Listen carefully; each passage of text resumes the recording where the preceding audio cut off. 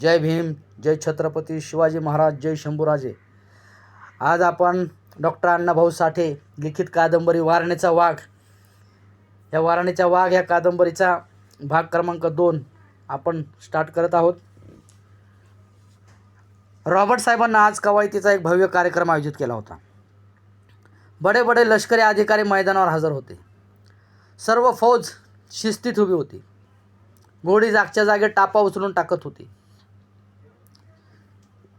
काही फुरफुरत होती, काही किंकाळत होती।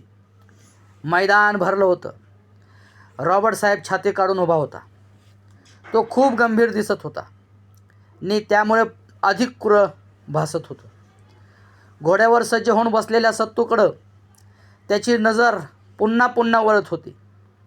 त्यानं आज खास हुकूम सत्तूचा घोडा बदलला होता। सत्तूचा तो नवा घोडा लगेच काबूत आणला होता। त्याच्या मांड्यावर जबर पकड तो तापट जनावर वांगरलं होतं। मेरीनं आज खास पोशाख केलेला होता। तिची नजर भिरभरत होती। तिच्या गालावरचं हास्य मावळत नव्हतं। ती सत्तूकडं पाहत होती आणि गालातल्या गालात हसत होती। एकदा बडा हुद्देदार पुढं आला की ती त्याला अभिवादन करत होती। ती हसरी, खेळकर, लढीवाळ मेरी सर्वांचं लक्ष आपल्याकडे वेधून घेत होती। तिच्या मोहक हालचाली पाहण्यात काही जण दंग झाले होते, तर काही साहेब लोक मेरीचा हात आपल्या हातात घेऊन आपला जन्म सफल झाल्याचं समाधान अनुभवित होते। काही कनिष्ठ अधिकारी बिचारे एका बाजूला उभे राहून मेरीकडे चोरून पाहत होते। मेरीचं सत्तूकडे पाहून गालात हसणं रॉबर्टला बोचत होतं। रॉबर्टमुळे सत्तू गंभीर झाला होता। आज आपल्याला काहीतरी दिव्य करावं लागणार, आपली कडक परीक्षा होणार असं त्याला मनोमन वाटत होतं। कदाचित आपला अपमानही होण्याचा संभव आहे याचीही जाणीव सत्तूला झालेली होती। त्यामुळे तो अधिक अस्वस्थ झाला होता। त्यानं आपली नजर वरिष्ठ अधिकाऱ्यावरून फिरवली। मेरीच्या निर्मळ प्रेमळ चेहऱ्यावर त्याची नजर काही क्षण स्थिरावली। त्याला एकदम उठून कुठून तरी धीर आल्यासारखं वाटलं। मनाची अस्वस्थता रुखरुख एकदम कमी झाली। त्याचं मन शौर्य गाजवायला सिद्ध झालं, उत्सुक झालं। रॉबर्ट साहेबांना हुकूम करताच कवायतीला प्रारंभ झाला। सैनिकांच्या तुकड्या शिस्तबद्ध कवायत करू लागल्या। सर्वत्र उत्साह भरला होता। बडे साहेब लोक दिमाखानं तो सोहळा पाहत होते। आनंदानं मोहरलेली मेरी घोडदळाची कवायत पाहायला उतावीळ झाली होती। घोडदळ तयार झालं। घोडी फुरफुरू लागली। वातावरण तापलं। तापट घोडी धडाधड धावू लागली। दोन दोन लक्कडकोटावरून झेपावू लागली। सत्तू बेभान झाला होता। त्याचं घोडं पिसाळ झालं होतं। जेवढं दामटावं तेवढं ते वेगानं पळत होतं। त्याच्यावर नजर ठरत नव्हती आणि तसल्या घोड्यावर ताबा ठेवणारा सत्तू सर्वांना आगळा वाटत होता। इंग्रज अंमलदार चकित होऊन पाहत होते। सत्तूचं कौतुक करीत होते। सत्तूच्या अंगात जणू वारणेचं बळ संचारलं होतं। मेरी हर्षभरीत झाली होती, उतावीळ झाली होती। सत्तू सर्वश्रेष्ठ ठरावा, त्याचा पराभव होऊ नये, सर्वांनी त्याचा गौरव करावा, त्याची पाठ थोपटावी ही एकच भावना वरात घेऊन ती आपल्या सुंदर निळ्या डोळ्यात पंचप्राण आणून सत्तूकडं पाहत होती। तिचे डोळे, तिचे मन, तिचं हृदय फक्त सत्तूला पाहत होतं। हसत टाळ्या वाजवून त्याला प्रोत्साहन देण्यात ती दंग झालेली होती। मध्येच ती गंभीर होत होती आणि दुसऱ्या क्षणी पुन्हा हसत होती। आपलं मन या सत्तूभोवतीच का फिरतं आहे असा विचार मनात येऊन ती अधिकच हसत होती। रॉबर्ट हुकमापाठोपाठ हुकूम सोडित होता। त्याच्या हुकमामुळे सर्व घोडी कवायत करत होती। त्या घोडदळाच्या घोडगोंधळानं सर्वांचं लक्ष आपल्याकडं वेधून घेतलं होतं। रॉबर्ट ओरडला। दोन दोन घोड्यांनी मैदानाच्या शेवटच्या टोकापासून भरधाव वेगानं या टोकाला यावं, चला. सर्व घोडी मैदानाच्या शेवटच्या टोकाला गेली आणि दोन दोनांच्या गटांनी दौडत येऊन काहींनी पळता पळता पाठीवरच्या स्वाराला फेकून दिलं आणि ती रिकामीच पळत होती. मध्येच रॉबर्ट सत्तूकडे वळला आणि आवाज चढवून म्हणाला, सत्तू भोसले आणि नारायण पवार यांनी आपली घोडी दौडवावी. कोण जिंकतं पाहू. सत्तूनं आपला घोडा फिरवून ठराविक जागी नेला. नारायण पवारही तिथं घोड्यासह येऊन पोचला. दोघांनीही एकाच वेळी आपापल्या घोड्यांना टाच मारली. तशी ती दोन घोडी ओसून धावत निघाली. धावता धावताच सत्तूचा आपल्या घोड्याचा लगाम काढून घेतला. घोडे मोकळं झालं आणि छेव आल्यासारखं सुसाट पळू लागलं. थोड्याच अवधीत नारायणचं घोडं मागं पडलं. सत्तू विजयी ठरला. सर्वांनी टाळ्या वाजवून त्याचा विजय मान्य केला. मेरी टाळ्या वाजवीत सरळ सत्तूजवळ गेली. टाचा उंच करून तिने सत्तूच्या हातात आपला हात दिला. रॉबर्ट भडकला. बंदुकीच्या गोळीसारखा पुढे घुसून ओरडला, सत्तू भोसले, हे लष्कर आहे. इथं लष्करी शिस्त आहे. तुझं वर्तन लष्करी शिस्तीला धरून झालेलं नाही.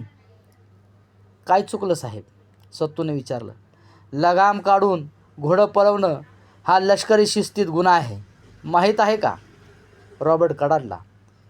मला घोडं लवकर आणायचं होतं, ते मी हर प्रयत्नानं आणलं. सत्तू उत्तरला. ही कवायत आहे साहेब.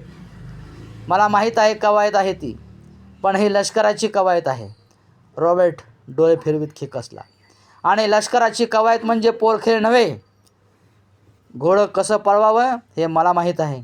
तू लगाम का काढलास, पण त्यात काही चुकलं असं मला वाटत नाही.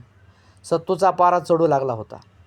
रॉबर्ट खवळून म्हणाला, धावत्या घोड्याची लगाम काढणं हे बेशिस्तपणाचं आहे आणि असलं बेशिस्त वर्तन फक्त लुटारूच करू शकतात. तुम्ही मराठी माणसं लुटारू शिस्तीनंच दुसऱ्यावर मात करू पाहता. साहेब. सत्तू पेटला. त्याचा चेहरा उग्र झाला. वातावरण तंग झालं. सर्वांना ऐकू येईल अशा आवाजात सत्तू म्हणाला, सवाल माझा एकट्याचा आहे, सर्व मराठी माणसांचा नाही. मराठी माणूस लुटारू नसतो, तो लुटारूंचा फडशा पाडतो, त्यांना नेस्तनाबूत करतो. या देशात मराठ्यांनी राज्य केलं आणि त्यांची स्वतंत्र अशी रणनीती होती. तो माझा इतिहास मला ठाऊक आहे. लुटारू कोण ते इतिहास ठरवणार आहे, तोच सांगणार आहे. पण त्याच वेळी मी बेशिस्त आणि तुम्ही शिस्तवाले, आपण कुठेही असू ते कुणीच सांगणार नाही. हे तुझं बोलणंही लष्करी रिवाजाला धरून नाही. रॉबर्ट 2 पावलं मागे सरून ओरडला. एका मामुली शिपायानं असा मुजोरपणा करणं, आपल्या वरिष्ठांचा असा अपमान करणं म्हणजे मृत्यूला कवटाळण्यासारखं आहे. ह्याची तुला कल्पना आहे का. मला मरणाची फिकीर नाही साहेब. सत्तूनं घोड्यावरून खाली उडी घेतली. तो रॉबर्ट पुढं ताट उभा राहून म्हणाला, तुम्हाला घोड्याची फार माहिती आहे म्हणता ना, मग तुम्हीच घोड्यावर बसा आणि माझ्या पुढं आपला घोडा आणा. माझं तुम्हाला आव्हान आहे, चला. असं बोलून सत्तू ताडकन पुन्हा आपल्या घोड्यावर बसला. संतापानं त्यानं घोड्याचा लगाम उडून त्याला गरागरा फिरवून 2 पायावर उभा केलं आणि रॉबर्ट पुढं नेलं. मेरी चकित झाली होती. सत्तूचा तो आवेश पाहून ती दिपली होती. तिचे निळे निळे डोळे, तिची भरदार छाती, नितीत बसणारी ती जब्बर हिंमत पाहत होती. बडे बडे अधिकारी दचकले. सत्तूचं ते आव्हान म्हणजे काही साहेबांना इंग्रज लोकांचा अपमान वाटत होता. वरमे घाव बसला होता. सर्वांच्या नजरा रॉबर्टवर स्थिरावल्या होत्या. रॉबर्टवर बाका प्रसंग आला. तो मनातून चरकला. मेरीसमोर सत्तूनं आपलं आव्हान दिलं होतं म्हणून तो अधिकच पेचात पडला होता. मेरीनं सत्तूवरची नजर काढून भरकन रॉबर्टकडे फेकली. तसा रॉबर्ट भानावर आला. पुढे होऊन त्याने एका सैनिकाचा घोडा घेतला आणि सत्तूबरोबर तो मैदानाच्या शेवटच्या टोकाला निघाला. प्रकरण या थराला गेलं तेव्हा तिथं हजर असलेल्या इंग्रज अधिकाऱ्यापैकी काहींना वाटू लागलं, रॉबर्टनं निष्कारण हे प्रकरण चिघळलं आहे आणि आता त्यानं सत्तूचं आव्हान स्वीकारलं. तेही काही बरोबर झालेलं नाही. इतर काही जणांना वाटू लागलं, ठीक झालं, हा रॉबर्ट भलताच शेपरला आहे, पाहूया याची हिंमतही. सत्तू व रॉबर्ट यांची घोडी दूर जाऊन उभी राहिली. साहेब लोक अस्वस्थ झाले. काहींना चेव आला. मेरी कावरीवावरी झाली. या आव्हानांचा शेवट कशात होईल या विचारानं तिला अस्वस्थ केलं. सत्तू व रॉबर्ट यांची घोडी दौडत येऊ लागली. त्यांच्या दौडीला मर्यादा नव्हती. त्यांच्या खुराखाली जमीन हादरत होती. वारा लाजला होता आणि ती घोडी पळत होती. अर्ध्या अंतर कापून झालं होतं. सत्तूने एकाएकी आपल्या घोड्याला जोरात टाच दिली आणि त्याचा वेग वाढवला आणि आहा म्हणता म्हणता रॉबर्टच्या घोड्याला सत्तूच्या घोड्यानं मागं टाकलं. काही क्षणाचं सत्तूनं रॉबर्टला कितीतरी मागं टाकलं. सत्तूनं मैदान मारलं. त्यानं घोड्यावरून खाली उडी टाकली.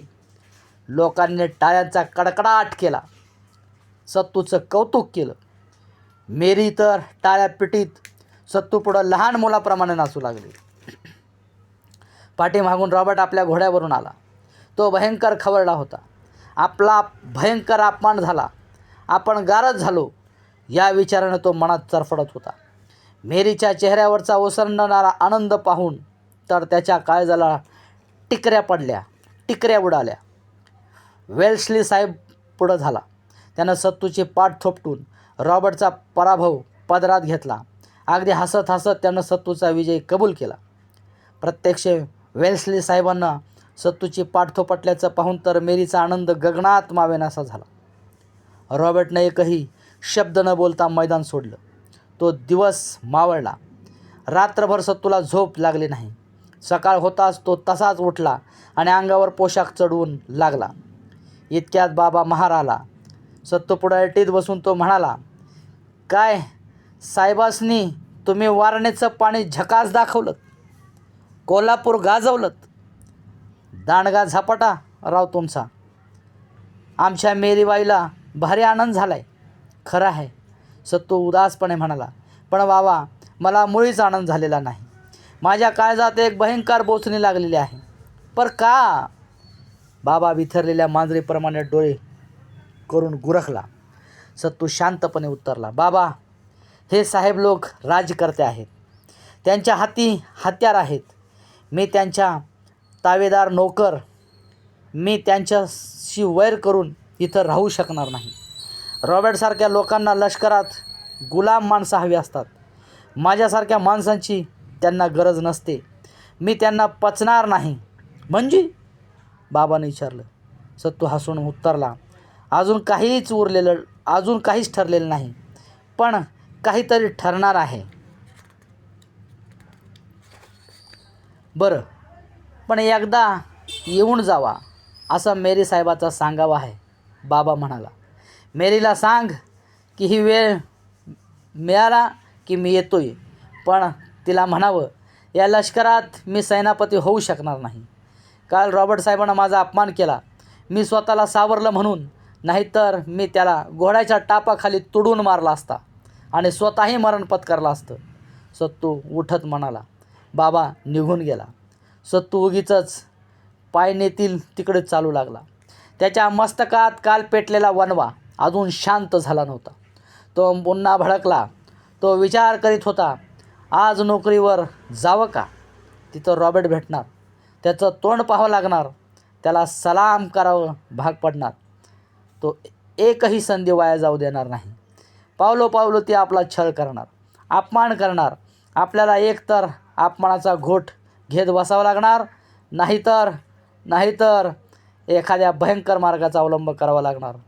त्यापेक्षा आज नोकरीवर जाऊच नये. पण मग उद्या? सत्तूनं चटकन स्वतःलाच प्रश्न केला आणि लगेच उत्तरही दिलं. जर नोकरी हवी असेल तर उद्या तुला निश्चित गेलं पाहिजे. होईल ती मानहानी सहन केलीच पाहिजे.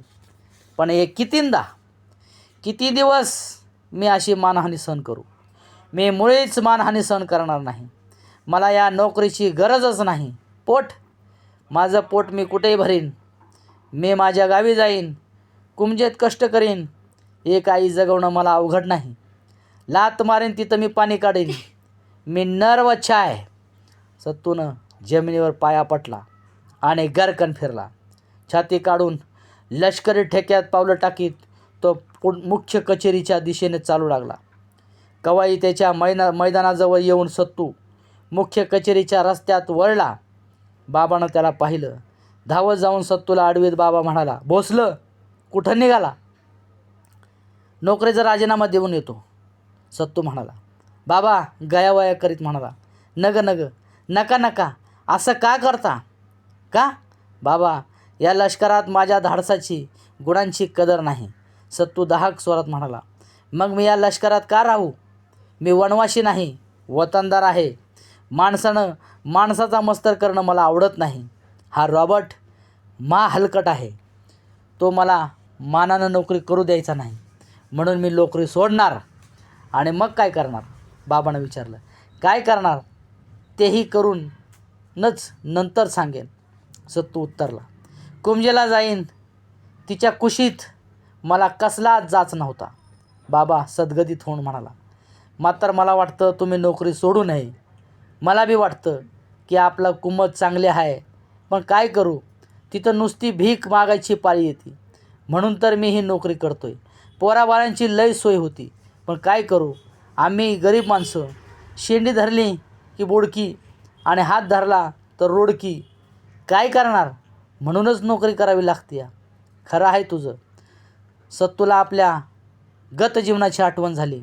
दारिद्र्य आणि आईची धावपळ त्याच्या डोळ्यापुढं उभी राहिली. तो म्हणाला, बाबा, मी फार वाईट दिवस पाहिले आहेत, पण काय करू, मला हा जाच सहन होत नाही. मला इथं नोकरी करणं जमणार नाही. बाबा थोडा वेळ गप्प राहिला. काही क्षण विचार करून मग तो म्हणाला, मेरीबाईमार्फत मी वेल्सली साहेबांनी सांगून त्या रॉबर्टचा बंदोबस्त करतो. तुम्ही नोकरी सोडून जाऊ नका. नको, मला आत्ता कोणीच अडवू शकणार नाही, सत्तू ठामपणे म्हणाला. शहाण्याचं चाकर व्हावं, पण आड्याण्याचा धनी होऊ नये. म्हणतात, इथं मी आता राहिलो तर एखाद दिवशी मी स्वतःच कसल्या तरी संकटात सापडल्याचा संभव आहे. बरं, जे बरं दिसल ते कर, बाबा म्हणाला. मेरीबाईला काय सांगू? मेरीला माझा नमस्कार सांग, सत्तू गहिवरून म्हणाला. आणि हेही सांग की तुम्ही वेळोवेळी माझं कौतुक केलं, त्याचा परिणाम वाईट झाला. त्यामुळेच रॉबर्ट चिडला आणि त्यानं माझा पुन्हा अपमान केला. मी त्यांच्या प्रेमाच्या आड येतोय असा त्याचा समज होऊन बसला आहे. बरं, बाबानं मान डोलवली आणि सत्तूचा निरोप घेतला. सत्तूचं मन उठलं होतं. तो आता कुमजेकडे धाव घेत होतं. तो तसाच सरळ कचेरीत गेला आणि नोकरीचा राजीनामा देऊन मोकळा झाला. मग तो दादू मांगाकडे गेला. त्याचा निरोप घेऊन त्यानं सामानाची आवरावर केली. आत्ता एकदा मेरीची भेट घ्यावी म्हणून तो वेल्सली साहेबाच्या बंगल्यावर गेला. त्याला पाहताच मेरी चटकन उठली, गोड हसली. पण सत्तूचं नोकरी सोडल्याचं ऐकताच ती काळवंडली. तिचे डोळे भरले. बाबालाही वाईट वाटलं. मेरीनं सत्तूचं मन वळवावं, त्याला गळ घालावी. वेल्सली साहेबांना सांगून सत्तूला पुन्हा नोकरीवर ठेवून घ्यावं असा विचार त्याच्या डोक्यात घोळू लागला. परंतु मेरीला सत्तूच्या करारी मनाची कल्पना होती. तिनं सत्तूचं मन वळवण्याचा प्रयत्न केला नाही. ती म्हणाली, आता कुठं जाणार? कुमजेला. घरी कोण कोण आहे? फक्त आई आहे. बहीण नाही. आणि दुसरं कोणी? माझं लग्न झालेलं नाही. ती हसली, पण तिच्या मुद्रेवर आनंदाचा लवलेशही नव्हता. काहीतरी बोलायचं म्हणून ती बोलत होती आणि लटकच हसत होती. ती म्हणाली, आत्ता पुन्हा कधी भेट? तो प्रश्न ऐकून सत्तू अस्वस्थ झाला. शून्यात कोठेतरी पाहत तो उत्तरला, आता तरी सांगता येणार नाही. आपली पुन्हा भेट कधी होईल? मुळात आपली भेट होईल की नाही हेही सांगणं कठीण आहे. मी सांगते, मेरी चटकन म्हणाली. आपली भेट पुन्हा नक्की होईल. आणि हे पहा, बाबानं मला सगळं सांगितलं आहे. त्यावरून मला वाटतं तुमचा काहीतरी गैरसमज झालेला आहे. माझं रॉबर्टवर वा दुसऱ्या कुणावरही मुळीच प्रेम नाही. तेव्हा मी तुमचं कौतुक केल्यामुळे रॉबर्टच्या मनात मस्तराची आग पेटली असं मानायला काहीच आधार नाही. मला माझा दर्जा समजतो आणि एक करा, माझ्याबद्दल मनात क्लेश ठेवू नका. माझ्यामुळं तुमची नोकरी गेली अशी समजूत करून घेऊ नका. तुम्ही कुठेही असा, पण सुखात असा, असंच मी देवापाशी मागणं मागत राहीन. या शब्दाने सत्तूला भडभडून आलं. तो ताडकन उठून उभा राहिला. लष्करी सवयीनुसार छाती पुढं काढून तो मेरीला म्हणाला, निघतो मी. नमस्कार. नमस्कार. मेरी हात जोडून म्हणाली, एक गोष्ट लक्षात ठेवा, तुम्ही फार अवकाळ आहात. तेव्हा माझी तुम्हाला विनंती आहे की कुठचीही गोष्ट पूर्ण विचार करूनच मगच करा आणि कधी कसलीही गरज भासली तर मला कळवा. संकोच करू नका. एकतर तुम्ही शक्यतो कसल्या अडचणीत येऊ नका आणि अडचण आली तर माझी आठवण ठेवा. धन्यवाद. सत्तूनं निश्वास टाकला. तो म्हणाला, मी तुम्हाला विसरणार नाही. मी निघतो आता. असं म्हणून सत्तू त्या ठिकाणून निघाला. अशा पद्धतीने डॉक्टर अण्णाभाऊसाठी लिखित वारणेचा वाघ ह्या बंडखोर कादंबरीचा दुसरा भाग त्या ठिकाणी संपला. आपण एकापाठी एक असे भाग घेणार आहोत. आपण चित्रपटाप्रमाणे, एखाद्या मालिकेप्रमाणे, एखाद्या सिरियलप्रमाणे हे सर्व भाग ऐकाल अशी अपेक्षा करून इथं थांबतो.